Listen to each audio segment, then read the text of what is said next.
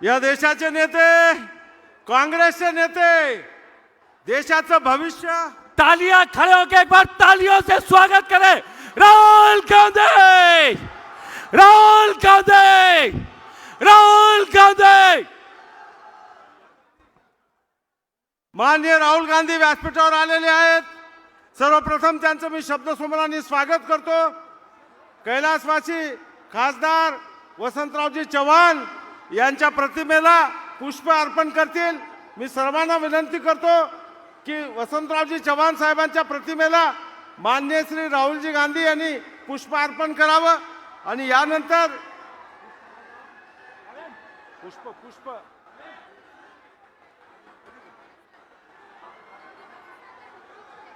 राहुल गांधी काँग्रेस पक्षाचा, महाविकास आघाडीचा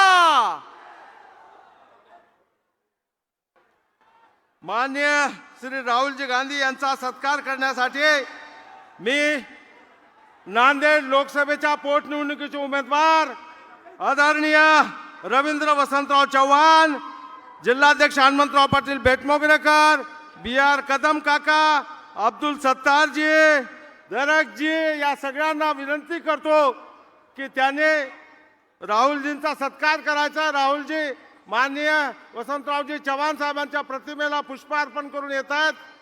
आपले लाडके नेते अचानक आपल्याला सोडून गेले आणि माननीय वसंतरावांच्या निधनामुळे पोटनिवडणूक लागली।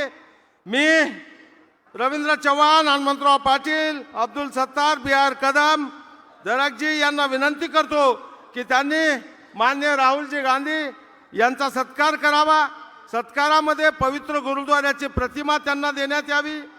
खादीचा सुतीहार, शाल, श्रीफळ देऊन या देशाच्या नेत्याचा सत्कार होतोय।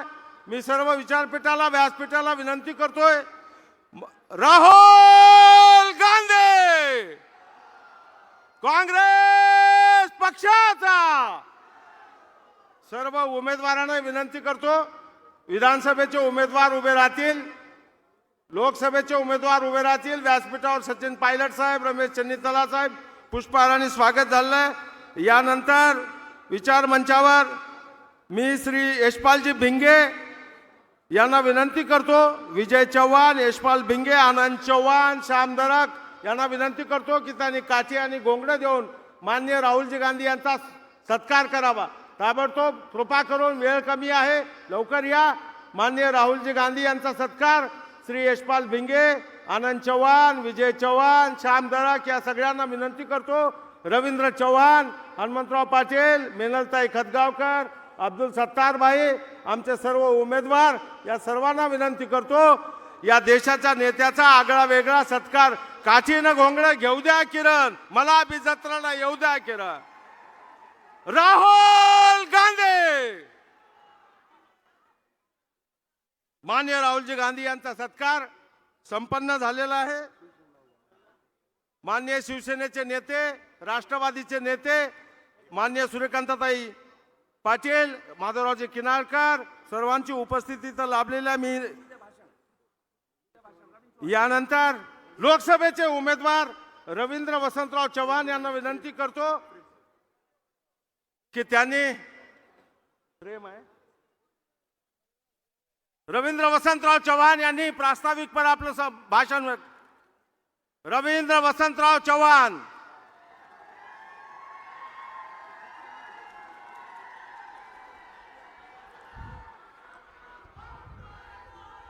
आदरणीय मंच पर विराजमान कांग्रेस पार्टी के लोकसभा में विपक्ष के नेता माननीय राहुल जी गांधी, उपस्थित सचिन जी पायलट, रमेश जी चन्नीतला साहब, उत्तम कुमार जी रेड्डी, मंच पर उपस्थित कांग्रेस के वरिष्ठ नेता एवं महाविकास आघाड़ी के सभी सम्मानित नेतागण एवं कार्यकर्ता, सर्वप्रथम मैं रवींद्र वसंतराव चव्हाण, नांदेड़ की उपस्थित महान जन समुदाय का श्री गुरु गोविंद सिंह जी की पवित्र भूमि पर हृदय के अनंत गहराइयों के स्वागत एवं अभिनंदन करता हूं। प्रिय साथियों, मैं राहुल जी का एवं कांग्रेस के वरिष्ठ नेतृत्व का आभार मानता हूं, जिन्होंने हमें नांदेड़ लोकसभा जनता का सेवा करने का अवसर प्रदान किया। साथियों, सभी जानते हैं कि आज के कुछ महीने पहले नांदेड़ में नेतृत्व की कमी, उस समय कांग्रेस के नांदेड़ में मजबूती देने के लिए स्वर्गीय वसंतराव जी चौहान ने नांदेड़ कांग्रेस का कमान अपने हाथों में लिया एवं नांदेड़ की महान जनता के आशीर्वाद से ऐतिहासिक जीत यहां हासिल की है। यह विश्वास दिलाया कि कोई आगे आए या जाए, नांदेड़ कांग्रेस का गढ़ था, है और हमेशा रहेगा। मगर साथियों, नीति के सामने आगे किसी की नहीं चलती है। आप सबको पता है 26 अगस्त को आपके चहेते सांसद वसंतराव जी चौहान समय के पर्दे के पीछे चले गए। समय बात होती है एवं इसी समय ने कांग्रेस पार्टी ने महाविकास आघाड़ी के उम्मीदवार में मुझे चुना।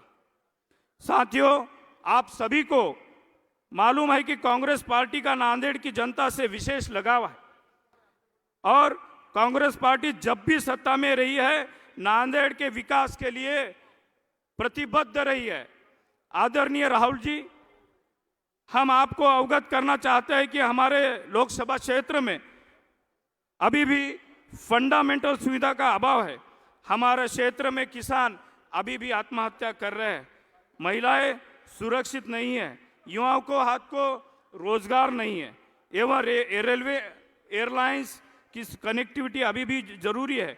राहुल जी, मैं आपके सामने पूरी जनता को विश्वास दिलाना चाहता हूं, नांदेड़ जिले के सभी प्रश्न हल करने के लिए मैं प्रतिबद्ध रहूंगा। ये आपको भरोसे को कभी टूटने नहीं दूंगा।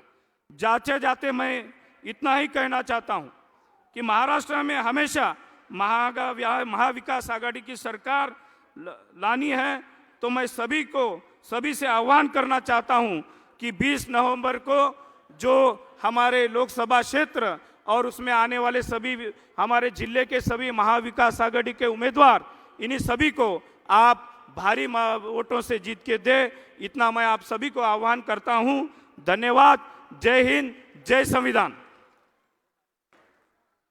राहुल गांधी, एक बार ऐतिहासिक स्वागत करें और राहुल जी को स्वागत के लिए तैयार करें और ऐतिहासिक तालियों के साथ माननीय राहुल गांधी जी को हम बुलाते हैं कि आपके बीच में माननीय राहुल गांधी जी तालियों के साथ खड़े होकर स्वागत करें। माननीय राहुल गांधी साहब। सर, मैं सभी उम्मीदवारों को सूचना देता हूं, विनंती करता हूं। या देशाचे नेते, भारताचे भावी पंतप्रधान माननीय राहुल गांधीजी, मी यांना पाचारण करतो की त्यांनी येऊन सभेला संबोधित करावं। राहुल गांधी।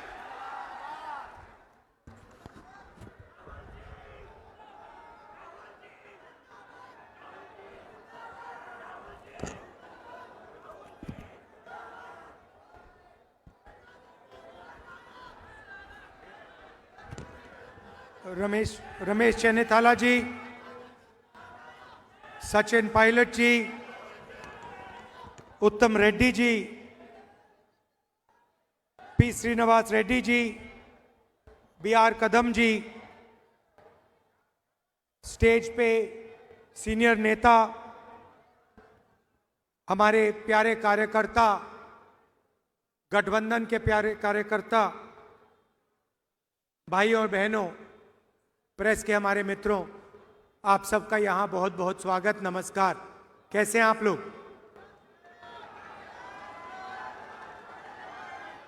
कांग्रेस के कार्यकर्ताओं का मूड कैसा है?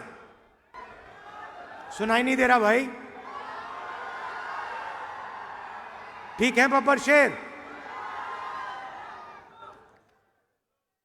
आप हमारा मैसेज जनता तक पहुंचाते हो और बाकी पार्टियां जो गठबंधन में हैं उनके भी कार्यकर्ता मैसेज पहुंचाते हैं। तो शुरुआत में विचारधारा से करना चाहता हूं। ये दो विचारधाराओं की लड़ाई है। एक तरफ कांग्रेस पार्टी, इंडिया गठबंधन और दूसरी तरफ बीजेपी और आरएसएस। लड़ाई संविधान की है। अब मैंने सुना कुछ दिन पहले प्रधानमंत्री ने कहा कि ये जो संविधान मैं अपने हाथों में पकड़ता हूं ये खाली है। तो मैं उनको कहना चाहता हूं, नरेंद्र मोदी जी, आप इस संविधान को समझे नहीं हो। इस संविधान में सिर्फ हिंदुस्तान की आवाज नहीं है, इस संविधान में अंबेडकर जी, गांधी जी, फूले जी, बिरसा मुंडा जी, नारायण गुरु जी, बसवना जी, बुद्ध भगवान जी, इन सब की आवाज है। और इसको आप खाली इसलिए कहते हो क्योंकि आपने अपनी जिंदगी में यह किताब कभी नहीं पढ़ी है। क्योंकि अगर आपने ये किताब पढ़ी होती तो जो आप करते हो आप कभी नहीं करते। भाई और बहनों, ये नई किताब नहीं है। इसके अंदर जो सोच है वो हजारों साल पुरानी सोच है। और कहा जा सकता है कि हिंदुस्तान का इतिहास, हिंदुस्तान की हिस्ट्री, हिंदुस्तान की जनता की आत्मा इस किताब में है। और कांग्रेस पार्टी इस किताब की रक्षा कर रही है। हम सब मिलकर, हमारे कार्यकर्ता इस किताब की रक्षा करते हैं। और बीजेपी के लोग, आरएसएस के लोग सामने से नहीं कह सकते, मगर छुपकर बंद कमरों में अंबेडकर जी के संविधान को खत्म करने की कोशिश करते हैं। सामने नहीं आ सकते, क्योंकि जिस दिन उन्होंने सामने कह दिया कि हमारे संगठन का लक्ष्य संविधान को नष्ट करने का है, खत्म करने का है, उसी दिन हिंदुस्तान की जनता एक साथ उनके खिलाफ खड़ी हो जाएगी। तो ये छुप कर ये काम करते हैं। देखिए, कॉन्स्टिट्यूशन से हिंदुस्तान की संस्थाएं निकलती हैं, बनती हैं। चाहे वो हमारा शिक्षा का सिस्टम हो, स्वास्थ्य का सिस्टम हो, सारा का सारा इसी किताब से बनता है। महाराष्ट्र में पैसा आता है, आप जीएसटी देते हो, वो बढ़ता है, ये किताब करवाती है। विकास होता है, दलितों की रक्षा होती है, महिलाओं की रक्षा होती है, यह किताब करती है। और अगर गरीब लोगों को फायदा हुआ है, मनरेगा हो, भोजन का अधिकार हो, हरी क्रांति हो, सफेद क्रांति हो, इस किताब के बिना नहीं हो सकती थी। आप जानते हो इस देश में इस किताब से पहले क्या होता था। वोट मिलता है आपको, ये जो चुनाव हो रहा है इसी किताब के कारण हो रहा है। नरेंद्र मोदी जी ने 25 लोगों के 16 लाख करोड़ रुपए कर्जा माफ किया है। 25 लोगों का। हिंदुस्तान के सबसे अमीर लोग हैं, उनका 16 लाख करोड़ रुपया कर्जा माफ किया है। इस किताब में कहीं नहीं लिखा, इस किताब में कहीं नहीं लिखा कि 25 लोगों का 16 लाख करोड़ रुपया कर्जा माफ होना चाहिए और किसानों का, मजदूरों का, गरीबों का 1 रुपया नहीं माफ होना चाहिए। कहीं नहीं लिखा इसमें। आपकी सरकार छीनी गई, चोरी की गई। किसने चोरी की? आप क्या सोचते हो नरेंद्र मोदी जी का उसमें हाथ नहीं था क्या? उनके नेता ने अभी बोला है कि सरकार को गिराने की जो मीटिंग हुई थी उसमें अदानी जी बैठे थे।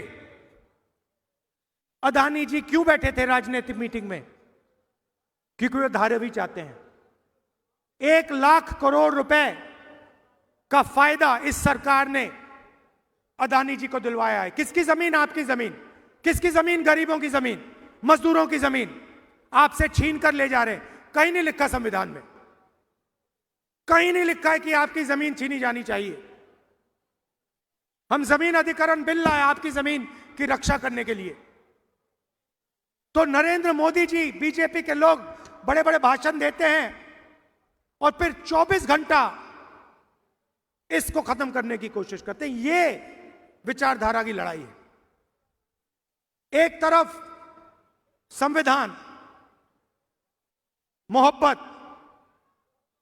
आदर, भाईचारा, दूसरी तरफ नफरत, हिंसा, अहंकार और इसको खत्म करने की कोशिश।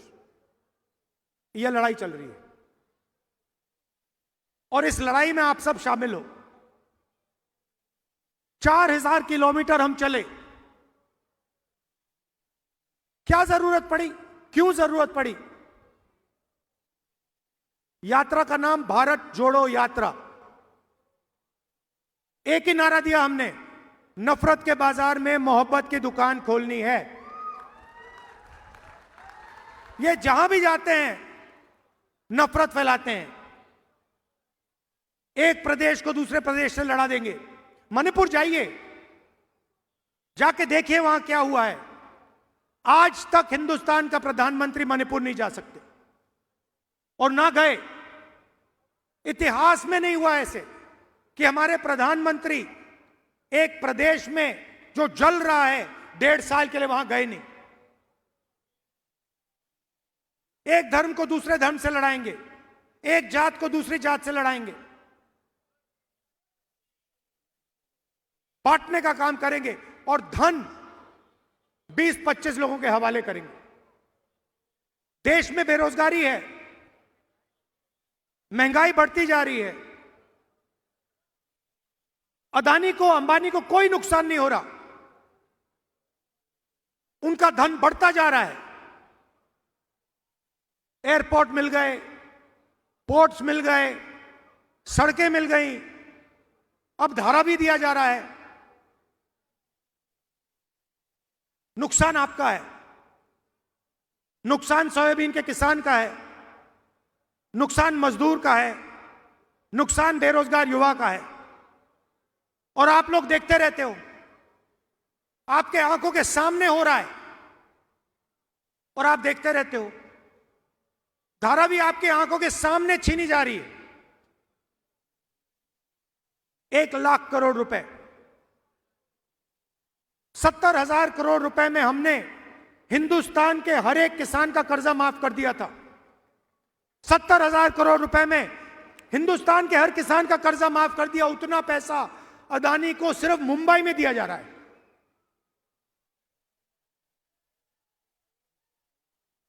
तो मैंने पार्लियामेंट में एक बात साफ कर दी। मैंने सवाल पूछा नरेंद्र मोदी से, नरेंद्र मोदी जी, आप जाति जनगणना क्यों नहीं कराना चाहते हो? पार्लियामेंट में उनके सामने पूछा मैंने। और आज मैं थोड़ा सा आपको जाति जनगणना के बारे में समझाना चाहता हूं। भाइयों और बहनों, देश में 15% दलित आबादी है, 8% आदिवासी हैं, 50% कम से कम पिछड़ा वर्ग है और 15% माइनॉरिटी है। कितना होता है? कितना बनता है? 15, 8, 50 और 15 कितना हुआ? कितना हुआ? ठीक है, यह है आपकी आबादी। अच्छा, सचमुच में पिछड़े कितने हैं किसी को नहीं मालूम। हम कहते हैं कि तकरीबन 50% है, मगर सच्चाई किसी को नहीं मालूम। ये हमारे मीडिया के मित्र हैं, इनको मैं मित्र कहता हूं, कहना पड़ता है। ये हमारे मित्र नहीं हैं, ये मोदी जी के मित्र हैं। आप मुझे एक बात बताओ, शाम को डिस्कशन चलेगा, देखिए मुस्कुरा रहे हैं, कह रहे हैं राहुल गांधी ने सही बात बोल दी। इनकी गलती नहीं है, इनको बेचारों को सैलरी लेनी है, तो इनका डिस्कशन होता है शाम को, बातचीत चलेगी, एंकर बोलेंगे राहुल गांधी ने ये बोला, नरेंद्र मोदी की फोटो दिखाएंगे। मैं आपसे पूछना चाहता हूं, ये जो सारे के सारे एंकर्स हैं, बड़े बड़े पत्रकार हैं, इनमें कोई पिछड़े वर्ग का है? कोई दलित है? कोई आदिवासी है? बड़ी बड़ी कंपनियों की लिस्ट निकालो आप, अदानी की कंपनी की लिस्ट निकालो, उनके सीनियर मैनेजर्स की लिस्ट निकालो, 200 सबसे बड़ी कंपनियों के मालिकों के नाम लो, मैंने किया है, और नाम में मुझे एक पिछड़े वर्ग का व्यक्ति दिखा दो, लिस्ट में एक पिछड़े वर्ग का व्यक्ति का नाम दिखा दो, एक दलित का नाम दिखा दो, एक आदिवासी का नाम दिखा दो, है ही नहीं। ना मीडिया में हो आप, ना कॉर्पोरेट इंडिया में हो, ना प्राइवेट अस्पताल आपके, ना प्राइवेट यूनिवर्सिटी कॉलेजेस आपके, ब्यूरोक्रेसी में आपके कोई नहीं। 90 लोग हिंदुस्तान का बजट बांटते हैं, आईएएस अफसर हैं, मैंने उनकी लिस्ट निकाली। मैंने कहा देखता हूं भैया इनमें से कितने दलित, कितने आदिवासी, कितने पिछड़े। ये हिंदुस्तान का पूरा बजट बांटते हैं, जो आप पैसा जीएसटी में देते हो, जेब से निकालकर शर्ट खरीदते हो जीएसटी, पैंट खरीदते हो जीएसटी, मोबाइल फोन खरीदा जीएसटी, जितनी जीएसटी अदानी देता है उतनी आप देते हो। अगर आप शर्ट में 18% देते हो तो अदानी भी 18% देता है, वो अरबपति है, मगर जीएसटी एक ही देते हो। वो पैसा जाता है हिंदुस्तान की सरकार के पास, बंटता है। कौन बांटते हैं? मक्खन कौन बांटते हैं? 90 अफसर बांटते हैं। भाई और बहनों, मैंने लिस्ट निकाली, 90 में से ओबीसी कितने, दलित कितने, आदिवासी कितने, मैं बताता हूं। 90 में से एक आदिवासी है, और अगर 100 रुपए बंटते हैं बजट में, तो आदिवासी अफसर 10 पैसे बांटते हैं। 8% आबादी, 100 रुपए में से 10 पैसे भागीदारी। दलित है 15%, भागीदारी होनी चाहिए 15%। बजट बढ़ता है, दलित अफसर 3 है, 100 रुपए में से 1 रुपया उनका। दलित अफसर 100 रुपए में से 1 रुपया बांटता है। आबादी 15%, भागीदारी होनी चाहिए 15%। 100 रुपए में से 1 रुपया, 1%। और हमारे पिछड़े भाई जो हैं 50% उनकी आबादी है, पता नहीं शायद 50 है, 55 हो, 60 भी हो सकती है। उनके 3 अफसर बैठा रखे हैं, और जिनकी 50% आबादी है, 50% आबादी है, 100 रुपए में से 5 रुपए उनके, 100 रुपए में से 5 रुपए उनके। आबादी 50% से कम नहीं है, भागीदारी 5 100 में से। तो अगर आप दलितों, आदिवासियों, पिछड़ों को जोड़ दें तो 100 रुपए में से 6 रुपए 10 पैसे आपके। बात समझिए, आबादी आपकी 90%, भागीदारी आपकी 100 रुपए में से 6 रुपए 10 पैसे।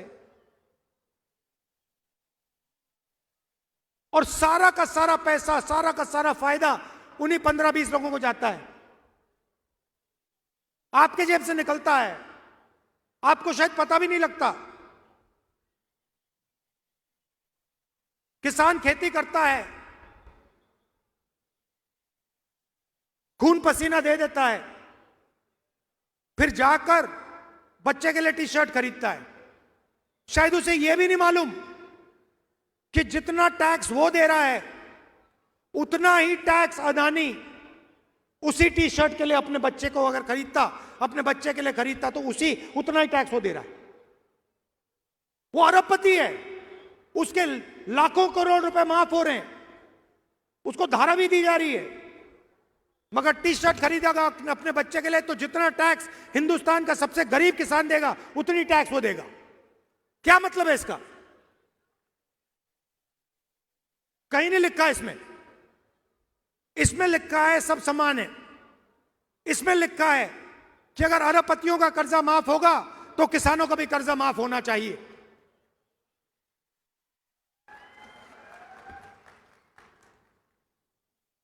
तो यह फर्क है। काम वो 15-20 लोगों के लिए करते हैं।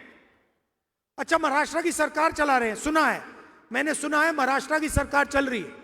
तो मुझे आप बताइए, अगर महाराष्ट्र की सरकार चल रही है तो वेदांता फॉक्सकॉन का जो सेमीकंडक्टर प्लांट है, 1.5 लाख करोड़ रुपए का प्लांट,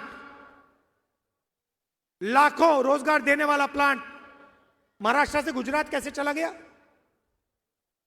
अगर महाराष्ट्र की सरकार चल रही है तो टाटा एयरबस हवाई जहाज मैन्युफैक्चरिंग प्लांट 1.8 लाख करोड़ रुपए का प्लांट, जिससे 10,000 युवाओं को रोजगार मिलता, वो गुजरात कैसे चला गया? अगर महाराष्ट्र की सरकार चल रही है तो जो आईफोन बनाने का प्लांट था जो यहां आया था 2 लाख करोड़ रुपए का, 75,000 युवाओं को रोजगार देने वाला, वो गुजरात कैसे चला गया? अगर महाराष्ट्र की सरकार चल रही है तो बल्क ड्रग पार्क 3,000 करोड़ रुपए का, जो 80,000 महाराष्ट्र के युवाओं को रोजगार देता, वो गुजरात कैसे चला गया? अगर महाराष्ट्र की सरकार चल रही है तो गेल का जो पेट्रोलियम प्रोजेक्ट था 60,000 करोड़ रुपए का, 21,000 युवाओं को रोजगार देने वाला प्रोजेक्ट, वो गुजरात कैसे चला गया? आपने क्या गलती की है कि आपके सारे के सारे प्रोजेक्ट, सारे के सारे रोजगार दूसरे प्रदेशों में जा रहे हैं? आप में क्या कमी है? क्या आप ये काम नहीं कर सकते? आप कुछ भी कर सकते हो, आप में क्षमता है, आप में एनर्जी है, आप में कैपेबिलिटी है, मगर आपके सारे के सारे प्रोजेक्ट्स यहां से छीनकर एक के बाद एक दूसरे स्टेट में जा रहे हैं। धारावी को अदानी जी के हवाले कर दिया। सरकार आपकी नहीं है, सरकार महाराष्ट्र की नहीं है, सरकार महाराष्ट्र के युवाओं की नहीं है, सरकार अदानी की है। उसने खरीदी है आपकी सरकार, एमएलए खरीदवाए हैं, मीटिंग में बैठा, यह सच्चाई है। तो हमने मन बना लिया है, अगर वो अरबपतियों को पैसा दे सकते हैं तो इंडिया गठबंधन की सरकार महाराष्ट्र के किसानों को, युवाओं को, मजदूरों को पैसा दे सकते हैं। हमें मालूम है कैसे करना है। तो सरकार आने के एकदम बाद महिलाओं से कहना चाहता हूं, शुरुआत आपसे होगी। 1 तारीख हर महीना आपके बैंक अकाउंट में खटाखट 3,000 रुपए अंदर, 3,000 रुपए अंदर। दिसंबर, जनवरी, फरवरी, मार्च, अप्रैल में आप उठोगी, सुबह उठोगी, बैंक अकाउंट देखोगी, चेक करोगी, 3,000 रुपए अंदर। और उसके बाद अगर आप दुकान जाना चाहती हो बस में, तो जब आप बस के अंदर जाएंगे आपको पता लगेगा कि इंडिया गठबंधन की सरकार ने आपका बस टिकट फ्री में कर दिया है और आपको पूरे महाराष्ट्र में घूमने के लिए 1 रुपया नहीं देना पड़ेगा। बस में आप फ्री में घूमेंगी और हर सुबह 3,000 रुपए आपके बैंक अकाउंट में मिलेगा हर महीने। अब हमारे किसान भाई कहेंगे, राहुल जी ये क्या किया आपने? आपने महिलाओं का बस टिकट फ्री कर दिया और उनके बैंक अकाउंट में 3,000 रुपए हर महीने डाल रहे हो। हमारा क्या होगा मैं आपको बताता हूं। महाराष्ट्र के किसानों का 3 लाख रुपए तक का कर्जा माफ होगा। और यहां हमारे सोयाबीन के किसान हैं, बाकी महाराष्ट्र में कपास धान के किसान हैं। आपको सही एमएसपी मिलेगी, सही दाम मिलेगा आपकी मेहनत के लिए। कास्ट सेंसस की मैंने बात की, जाति जनगणना से यह पता लग जाएगा दलित कितने, आदिवासी कितने, पिछड़े कितने, भागीदारी कितनी है पता लग जाएगी। हर संस्था में हम पता लगाएंगे दलित कितने, आदिवासी कितने, पिछड़े कितने, और आपको पता लग जाएगा आपकी भागीदारी कितनी है। पार्लियामेंट में मैंने साफ बोल दिया, महाराष्ट्र में भी कराएंगे। पार्लियामेंट में नेशनल सेंसस कराएंगे, कास्ट सेंसस। मैंने मोदी जी के सामने बोला, मोदी जी अगर आप नहीं करोगे तो हम जाति जनगणना लोकसभा में, राज्यसभा में करा के दिखाएंगे। और ये जो 50% की दीवार बना रखी है कि रिजर्वेशन 50% से ज्यादा नहीं होगा, इस दीवार को भी लोकसभा में, राज्यसभा में कांग्रेस पार्टी इंडिया गठबंधन तोड़ के परे करेगी। कैसे नहीं होगा 50% से ज्यादा रिजर्वेशन? हम करवा के दिखाएंगे 50% से ज्यादा रिजर्वेशन। आपकी आबादी 90% है,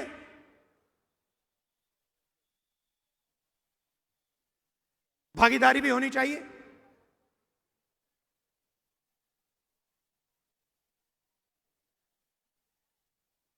गरीब लोगों को सबसे ज्यादा कष्ट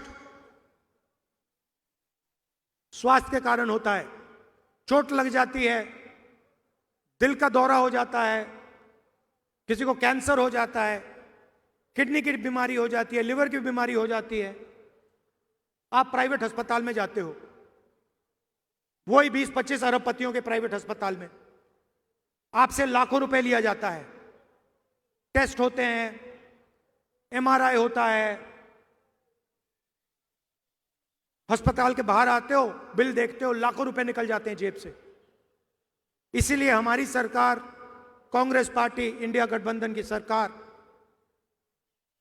महाराष्ट्र के गरीब लोगों को 25 लाख रुपए तक का हेल्थ इंश्योरेंस देने जा रही है। आप बीमार हो गए, गरीब से गरीब किसान, बेरोजगार युवा, गरीब से गरीब मजदूर बीमार होगा, आप अस्पताल में जाओगे, स्टेंट लगवाओगे, वैल्व बदलोगे, ट्रांसप्लांट कराओगे, 25 लाख रुपए सरकार आपको इलाज के लिए देगी। तो जो आपको कर्ज लेना पड़ता है वो आपको नहीं लेना पड़े। हमारी सरकार गरीबों की सरकार है, अदानी अंबानी की सरकार नहीं होगी। और ये सोच रहे हैं कि धारावी फ्री में ऐसे ही ये अदानी जी को मिल जाएगा। इनको मालूम नहीं कि महाराष्ट्र की जनता, कांग्रेस पार्टी, राहुल गांधी यहां इस साइड खड़े हुए हैं, ऐसे नहीं मिलने वाला। ये महाराष्ट्र के गरीब लोगों की जमीन है, उनकी मेहनत की जमीन है। हम जमीन अधिकरण बिल लाए थे, हम किसानों की, गरीबों की रक्षा करते हैं। इसीलिए पूरा का पूरा सपोर्ट नरेंद्र मोदी जी को दिया जा रहा है। दोस्ती है उनकी। सरकार आपकी इसलिए गिराई गई अदानी जी मीटिंग में बैठे थे, साफ बोला है। क्यों बैठे थे मीटिंग में? धारावी 1 लाख करोड़ रुपए के लिए बैठे थे मीटिंग में। आपकी जमीन, आपका भविष्य और युवाओं के लिए जो नरेंद्र मोदी जी ने बेरोजगारी फैला रखी है सब जगह, स्मॉल मीडियम इंडस्ट्री बंद कर दी, किसानों को सही पैसा नहीं देते, सही दाम नहीं देते, जीएसटी, गलत जीएसटी लागू कर दी, नोटबंदी लागू कर दिया। ये हथियार हैं। आप ये मत सोचिए कि ये योजनाएं हैं। ये छोटे व्यापारियों को मारने के हथियार हैं, ये किसानों को मारने के हथियार हैं। तो रोजगार पैदा ही नहीं होता। तो इसीलिए हमने कहा है कि 2.5 लाख सरकारी नौकरियां जो महाराष्ट्र की सरकार ने आपको नहीं दी हैं, वो हम चुनाव जीतते ही 2.5 लाख नौकरियां महाराष्ट्र के युवाओं को दे देंगे। हर जात को, गरीब से गरीब लोगों को, और 4,000 रुपए हर महीने अलाउंस जो हमारे बेरोजगार युवा हैं उनको उस दिन तक मिलेगा जब तक वो बेरोजगार हैं। भाइयों और बहनों, जो मैंने शुरुआत में बात बोली थी, लड़ाई अंबेडकर जी के संविधान को बचाने की है। फूले जी, नारायण गुरु जी, शिवाजी महाराज, महात्मा गांधी, बुद्ध भगवान, इनकी सोच की रक्षा की लड़ाई है। आप जानते हो कि आरएसएस की सोच इन सब के खिलाफ है। आप जानते हो कि आरएसएस इसको खत्म करना चाहती है। हर गरीब व्यक्ति जानता है कि आरएसएस इसको खत्म करना चाहते हैं। उनके नेता ने कहा है कि ये तो खाली है, ये देखो, ये देखो खाली है, देखो, ये देखो खाली है। उनके नेता कहते हैं कि ये खाली है।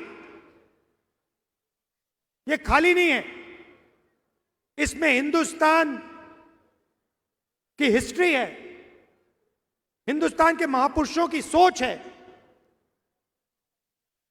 ये है ये किताब, और इसको ये खत्म करना चाह रहे हैं। हम इसको कभी खत्म होने नहीं देंगे, सवाल नहीं उठता। तो ये मैं आपसे कहना चाहता था।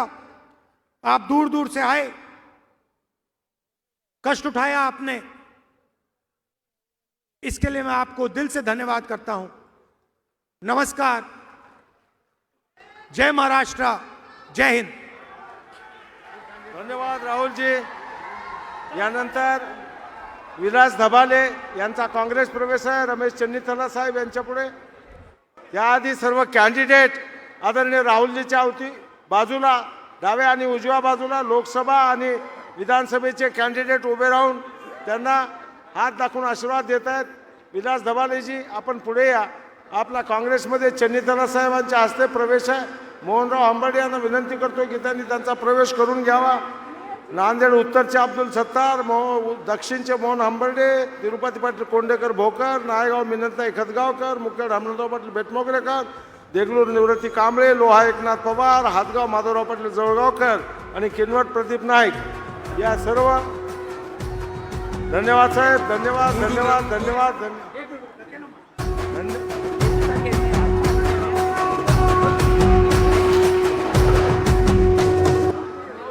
रंगुला राहुल